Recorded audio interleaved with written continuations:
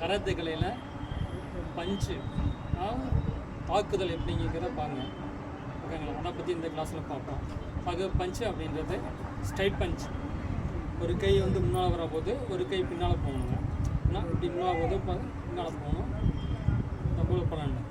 பாதி தூரம் போய் அதுக்கப்புறம் திரும்பி 2 முட்டியில் வந்துட்டு அதாவது இந்த கை முட்டி ஓகேங்களா, அதில் வந்து பஞ்ச் அட்டாக் பண்ணணும். இந்த விரலை வந்து நல்லா ப்ரெஸ் பண்ணக்கூடாது. இந்த 2 விரலை மட்டும்தான் ப்ரெஸ் பண்ணணும். இப்படி பண்ணணும். ஓகே ஃபர்ஸ்ட்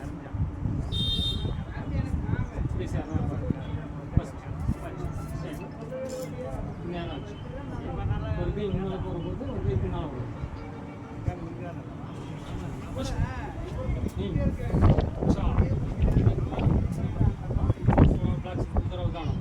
சோலா பிளாக்ஸ் ஸ்ட்ரைட் பஞ்சா இந்த பாயிண்ட் அடிக்கும். இந்த பால் அடித்தா அப்படின்னா உடம்புல இருந்த ரத்தம் எல்லாமே வந்து வெளியே வந்துடும். இந்த உதரம் வந்து அடித்தா அப்படின்னா உடம்புல இருக்க ரத்தம்லாம் வெளியே வந்து ரொம்ப பாதிப்பு கொடுக்கும். யார் அடிக்கணும் என்னத்தான் சொல்லவில்லை.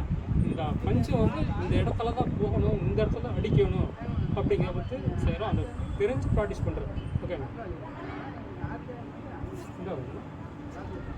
1 2 3 4 5 6 7 8 9 10 1 1 2 3 4 5 6 7 8 9 10 1 2 3 4 5 6 7 8 9 10 1 2 3 4 5 6 7 8 9 10. Okay stop. இப்போ வந்து ஹேண்ட் ரைஸ் பண்ணுறோம் அப்படின்னா கையை வந்து ப்ராக்டிஸ் பண்ணியிருக்கோம். அப்போ ஃப்ரீனஸ் பண்ணுற முடியும். ஓகேங்களா? இப்போ கை வந்து சுற்றணும். சுத்து. அடுத்து பேக் சைட் சேஞ்ச் அப்படின்றது முன்னால் கொண்டு வந்ததை பின் பக்கமாக கொண்டு போகணும். இப்படி கொண்டு பின் பக்கம் முன்னால் சுற்றினதை பின்னால் சுற்றணும். ஓகேவா?